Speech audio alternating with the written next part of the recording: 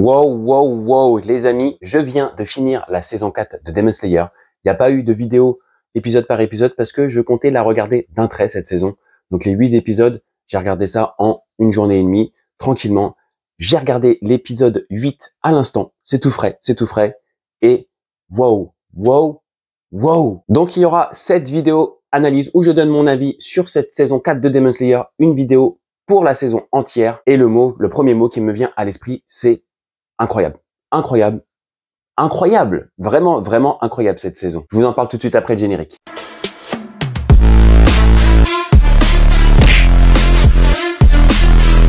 Donc je le disais, j'ai trouvé cette saison 4 incroyable. Alors, il n'y a pas de combat, il n'y a pas de grand arc combatif comme dans la saison 1, 2 ou 3, mais clairement, cette saison 4 est pour moi, hein, je parle bien, c'est mon avis à moi, au-dessus, mais largement au-dessus de la saison 3, où finalement, il y avait un combat, le village des forgerons, mais il se passe pas grand-chose dans cette saison, et ce qui s'y passe n'est pas intéressant. Par contre, la saison 4, honnêtement, alors c'est tout frais dans ma tête, oui, je suis vraiment hypé parce que je viens de me mater toute la saison, comme je vous ai dit, en une journée et demie, et je viens là, il y a une demi-heure, de finir le dernier épisode.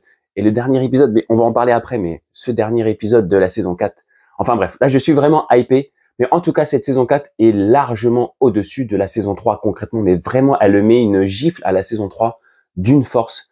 Ah, ça fait du bien. Ça fait du bien. Déjà, ce que j'ai kiffé, c'est que, bon, on voit l'entraînement des piliers. Ok, l'entraînement des piliers se passe sur 7 épisodes. Il y a 8 épisodes dans la saison. Ça peut faire un peu long, mais concrètement, j'ai pas trouvé ça long parce que pendant ces événements, il y a quelque chose qui nous tient en tension. On a une menace derrière, la menace de Muzan, avec l'infiltration de la lune numéro 4 qu'on voit un peu à chaque épisode.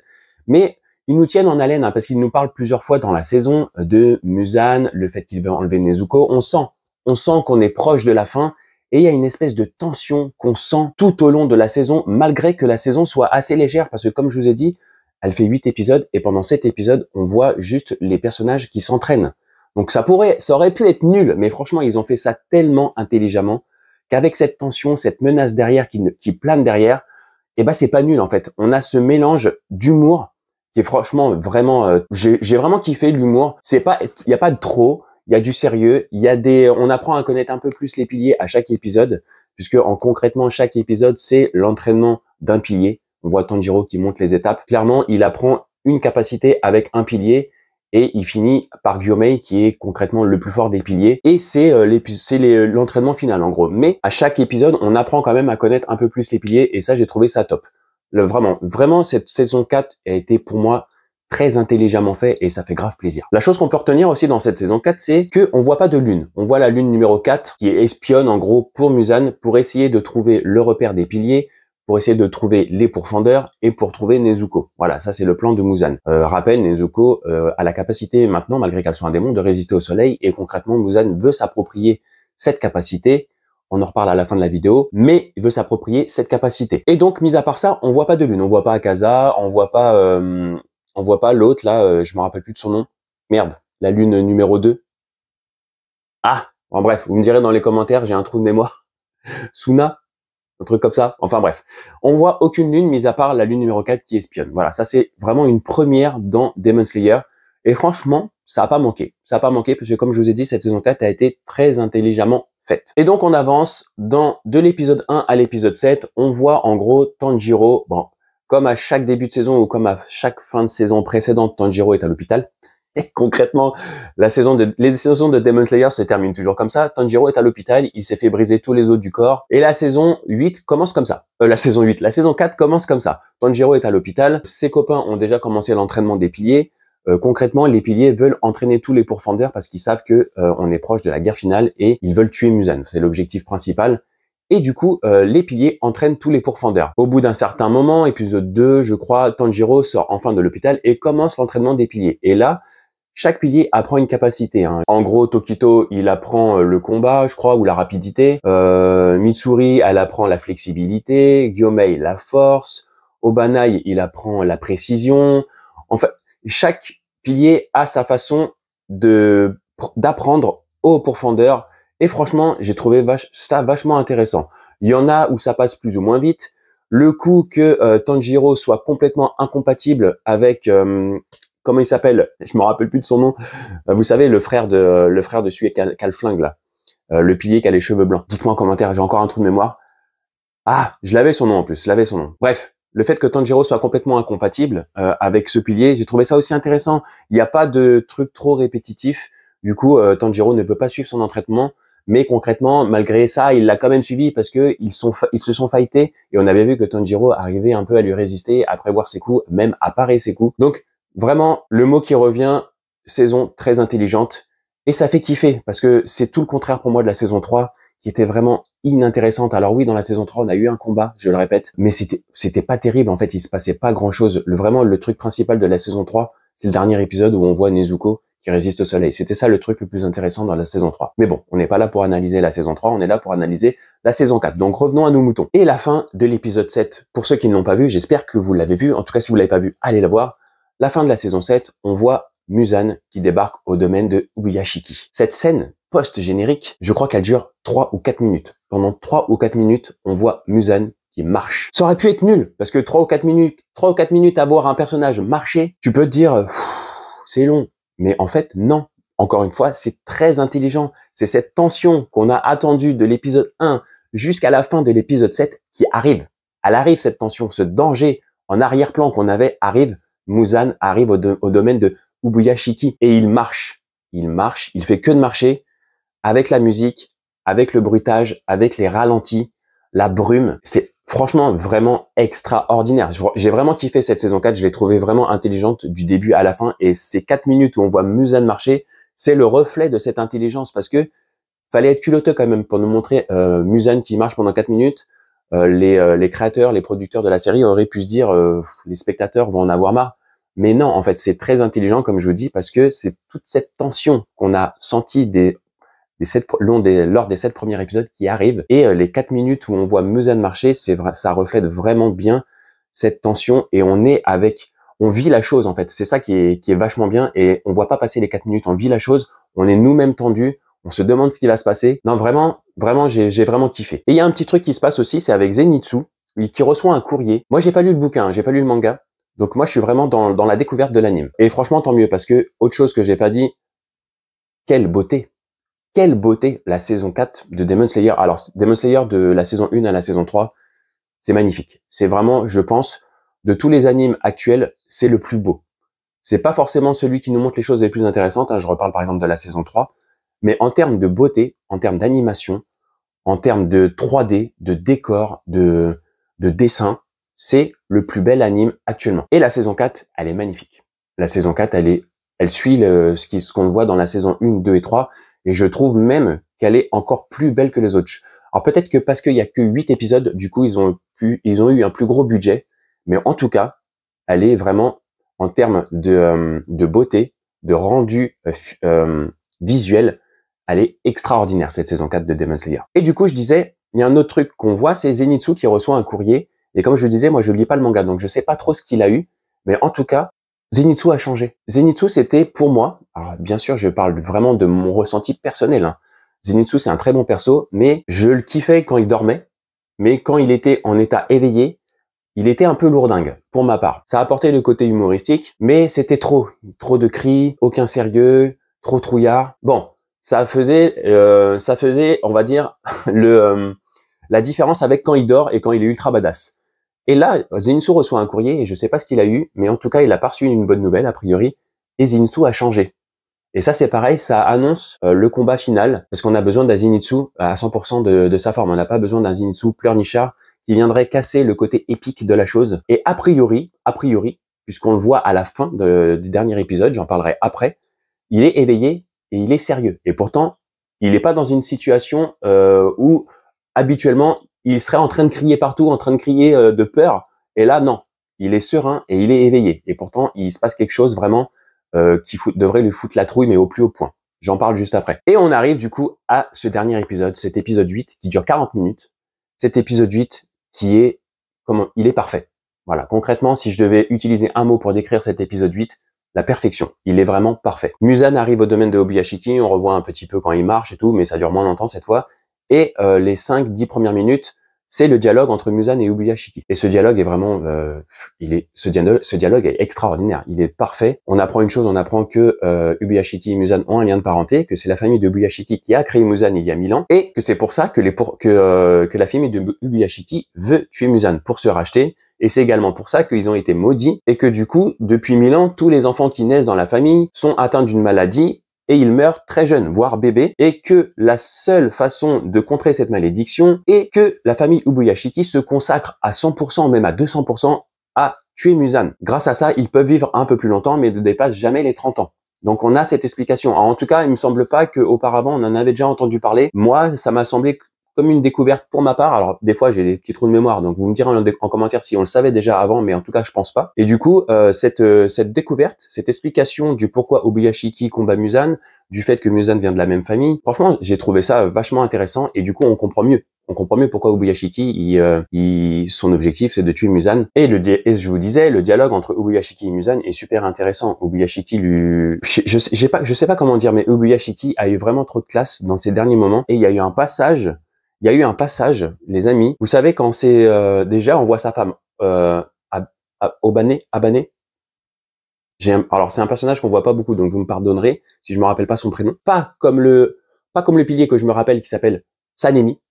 Ça y est, ça m'est revenu. Mais en tout cas, la femme de Ubuyashiki, je me rappelle plus trop son prénom, Abane, je crois, qui est sereine malgré la situation. À côté, on voit les deux filles qui jouent au ballon et qui chantent. La scène au ralenti, Muzan qui est un peu complètement déstabilisé par rapport à cette situation un peu anodine quand même, parce que il y a Muzan et puis tout le monde a l'air très serein. Ce passage où les filles chantent avec le ballon, la musique déjà elle déchire, et ça apporte une touche émotionnelle où tu te dis, mais comment ça se fait que les gamines elles chantent alors qu'il y a Muzan? Je sais pas, c'est un truc qui bouleverse un peu les sentiments. En tant que spectateur, tu te dis mais qu'est-ce qui va se passer quoi? Truc de ouf. Encore une fois, j'ai trouvé ça vraiment encore super intelligent. Et du coup, Ubuyashiki qui discute avec Muzan et qui est prêt à se laisser mourir, Muzan qui est prêt à le tuer. Tous les piliers du coup qui sont en train de courir vers la maison de Ubuyashiki parce qu'ils savent que Muzan est là. Oui, parce que Sanemi du coup a trouvé un œil de la lune numéro 4, donc ils savent qu'il y a une insertion, on va dire, des démons dans le domaine. Et du coup, tout le monde court vers la maison de Ubuyashiki et au moment où Muzan veut tuer Ubuyashiki, tout explose. Alors, je vais revenir à ça après, mais cette scène de l'explosion, alors passez-moi l'expression, mais quelle putain de beauté. Alors, on voit la maison qui commence à exploser au ralenti. C'est digne des plus grosses productions hollywoodiennes, les amis. La maison qui explose au ralenti. On voit les flocons de neige qui tombent, qui s'évaporent. Oh, mais franchement, c'est vraiment magnifique. Magnifique de fou. Et après, tout explose. Alors, l'explosion, elle est extraordinaire. Vraiment, je vous disais, je pense que c'est les 8 épisodes où ils ont eu le budget de fou. Et en termes de beauté visuelle, j'ai pas vu mieux actuellement encore, je pense, en termes d'anime. Et cette explosion, du coup, c'était le piège de Ubuyashiki pour tuer Muzan. Et là, tu dis, wow, magnifique, magnifique. Ubuyashiki, quel goat en fait. Un personnage un peu effacé quand même tout au long des saisons, puisqu'il, à part être malade et à part encourager ses piliers et à part être triste quand il y en a un qui meurt, il n'y a pas eu grand chose. Mais alors cette scène, cette façon de se sacrifier, et là tu te dis, mais la femme, les filles, tout le monde est mort en fait dans l'explosion. Et Muzan qui se dit, mais est-ce que sa femme et ses enfants le savaient? Mais oui, Muzan, il le savait. Pourquoi tu crois que Abane, j'espère que c'est ça son prénom, pourquoi tu crois que la femme de Ubuyashiki était si sereine avec son petit sourire? Pourquoi tu crois que les gamines étaient en train de jouer alors que tu étais à 5 mètres d'eux et que tu étais le plus grand danger que la Terre ait porté? Pourquoi tu crois qu'elles étaient en train de jouer et de chanter dans la neige et de jouer au ballon? Mais parce qu'elles savaient. Elles savaient en fait que tout allait exploser. Et le sacrifice était prémédité et je trouve ça vraiment magnifique. C'est-à-dire que tout le monde est prêt à se sacrifier pour la cause. Je me répète, mais cette saison 4 est vraiment extraordinaire. Enfin bref, du coup, les piliers arrivent. Muzan qui s'est fait exploser. Ubuyashiki qui a mis des espèces de petites charnelles de métal dans l'explosion de façon à ce que Muzan ne se régénère pas trop vite. Et là, on a la démon, vous savez, la démon scientifique, celle qui analyse le sang, qui est en contact avec Tanjiro. Comment elle s'appelle déjà? Tamayo, je crois, un truc comme ça. Qui vient, elle aussi, aider les piliers et qui s'attaque à Muzan avec l'attaque sanguinaire de Netsuro, je crois, son bras droit. Ça se trouve, j'invente des prénoms, mais vous me direz dans les commentaires. Je suis désolé si je me trompe dans les prénoms. Mais je crois que c'est ça les prénoms. Mais là, je vous fais vraiment la vidéo à chaud, donc j'ai pas eu le temps de tout noter, les prénoms, tout ça. comme je fais des fois je prépare un peu plus les vidéos quand même. Et là, elle attaque Muzan, et du coup, Muzan est immobilisée. Elle lui explique qu'elle est prête à se sacrifier elle aussi, et qu'elle lui a injecté quelque chose dans le corps. Enfin bref, ça s'est pas trop éternisé là-dessus. En gros, elle lui a a priori injecté quelque chose dans le corps qui rendrait les démons humains. Sauf que ça n'a pas trop l'air de marcher a priori, puisque Muzan est peut-être coincé, mais toujours aussi puissant. On a Gyomei qui arrive par derrière et que le décapite avec une attaque. Gyomei, c'est un pilier que j'ai découvert mais que je kiffe trop. Qu'il le décapite, et là, on voit que ça suffit pas à tuer Muzan. Et en gros, Ubuyashiki savait que ça ne suffirait pas, puisque dans la famille, ils ont un don de voyance. Ils voient un peu le futur. C'est comme ça qu'ils sont devenus riches, hein, on nous explique. Et Ubuyashiki déjà savait que Muzan viendrait ce jour-là. Il avait demandé à Gyomei de laisser les piliers en dehors de ça, et en gros, Gyomei était complice du piège tendu à Muzan et du sacrifice de Ubuyashiki. Et il savait aussi que la décapitation sur Muzan ne fonctionnait pas contrairement à tous les autres piliers. Certainement que la seule chose qui peut tuer Muzan, et c'est pour ça que je vous disais tout à l'heure que Muzan veut Nezuko, la seule chose qui peut tuer Muzan, c'est le soleil. Ubuyashiki le savait. Donc là, il va falloir que les piliers qui sont tous arrivés autour de Muzan et qui courent tous vers Muzan fassent durer le combat jusqu'au petit matin. Et ces piliers qui courent vers Muzan, ça m'a mis les frissons, les potos, mais vous imaginez même pas à quel point. Mais cette saison 4, franchement, j'ai surkiffé. Je suis encore dans la hype là. Je pense que ça se voit dans la vidéo. Mais les piliers qui courent, c'est vraiment le reflet de ce qu'a dit Ubuyashiki quand il parlait à Muzan, quand il parlait du tigre et du dragon. Que Muzan, au cours des 1000 dernières années, à chaque fois qu'il tuait un pilier, il ne faisait que renforcer les autres pourfendeurs de démons, parce que à chaque fois qu'il tuait un pilier, il explique que c'est comme s'il marchait sur la queue du tigre et qu'il énervait le tigre et le dragon, et que toute cette colère allait être relâchée lors de cet assaut final. Et qu'est-ce que c'est intelligent! C'est vraiment philosophique, intelligent. Vraiment, cette saison 4, je pense que j'en reviens pas encore. Je m'attendais pas à kiffer autant parce que je savais que c'était une saison d'entraînement. Je me suis dit, est-ce que ça va être intéressant? Mais en fait, c'est une des plus intéressantes, je trouve. Vous me direz, vous, en commentaire, ce que vous en avez pensé. Bref, je reviens. Du coup, ces piliers qui courent vers Muzan, cette tension, ces frissons que j'ai eus. Et là, tout d'un coup, Muzan, un petit sourire et tu dis, putain, le bâtard, qu'est-ce qu'il va faire? Et il l'ouvre avec ses pieds. Vous savez, l'espèce de château de l'infini. Et tous les pourfendeurs, absolument tous les pourfendeurs, piliers, pourfendeurs aguerris, petits pourfendeurs, tout le monde tombe, qu'ils soient aux différents endroits du domaine, tout le monde tombe dans le château infini. Et là, nouvelle tension, parce que tout le monde se demande ce qui se passe, et tout le monde veut tuer Muzan. Il y a Tanjiro qui hurle, on va te tuer, mais tout en tombant. Et je vous disais, Zenitsu, on le voit tomber, on voit qu'il prend son sabre et il a les yeux fermés et tu dis oh non, il est en train de dormir. C'est pour ça qu'il est calme et qu'il est beau gosse parce qu'il tient son sabre. On voit qu'il le prend son sabre, donc il est conscient, mais il a les yeux fermés. Et là, tout d'un coup, il les ouvre et tu dis wow, Zenitsu, ça y est, c'est fini le coup du gogol capper. Vraiment la lettre, je sais pas c'était quoi, mais il a dû se passer quelque chose et on va retrouver le Zenitsu Goat, mais éveillé cette fois. Et comme je vous disais, c'est mieux pour le combat final parce que le côté qui crie partout, un peu flippard et tout, je pense que ça aurait cassé le côté épique. Alors, j'ai pas vu ce qui va se passer dans la fin. J'espère que je me trompe pas. J'espère qu'on aura le Zenitsu Goat. Mais en tout cas, quand il tombe, il a les yeux ouverts et il est badass. Et là, la saison 4 se termine comme ça, les amis. La saison 4 se termine comme ça et tu fais non. Non! Comment on va pouvoir attendre jusqu'à la suite? Comment on va pouvoir attendre jusqu'à la suite? Donc, les amis, je vous invite à me dire en commentaire, vous, ce que vous avez pensé de la saison 4. J'ai fait mes petites recherches. La saison 5 se divisera en 3 films qui sortiront au cinéma et qui seront produits par Crunchyroll et Sony. Et ces 3 films-là s'appelleront Infinity Castle, donc Château de l'Infini.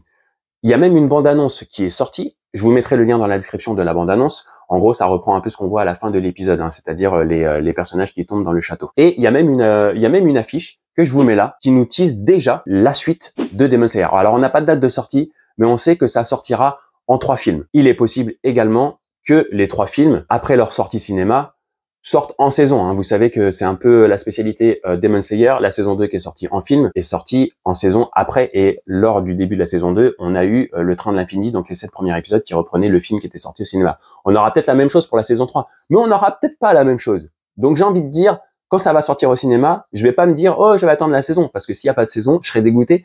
Donc moi, je peux vous dire que je vais être dans le cinéma. Hein. Après une fin de saison 4 comme ça, à la sortie du film, le mercredi, je serai au cinéma. C'est sûr. Et on a une phrase qui nous tease donc cette future saison 5 avec une volonté unie pour l'éternité. Et ça veut tout dire. Franchement, cette phrase-là, elle est GOAT. c'est vraiment l'union de tous les piliers, de tous les pourfendeurs dans un but ultime, venger Ubuyashiki et tuer Muzan. Voilà les amis, petite vidéo vraiment que j'ai fait à chaud. Je pense que ça s'est vu. Le petit côté euphorique, je suis désolé, mais je suis dans la hype encore là. Je vous ai dit, l'épisode s'est terminé il y a une demi-heure. Une demi-heure plus 20 minutes de vidéo. Donc, il y a même pas une heure, j'étais encore en train de regarder la saison 4 de Demon Slayer. Donc oui, je suis dans la hype. Dites-moi en commentaire, comme je vous ai dit, vous, ce que vous avez pensé de cette saison 4 de Demon Slayer. Comme d'habitude, les amis, je vous invite à lâcher le petit pouce bleu pour donner de la force à la vidéo. N'hésitez pas à la partager également sur tous vos réseaux, à vos potes. Abonnez-vous en activant la cloche et mettez bien les notifications sur toutes pour recevoir toutes les notifications. J'espère que vous avez passé un bon moment en ma compagnie. Je vous dis à très bientôt les potos. Tchou!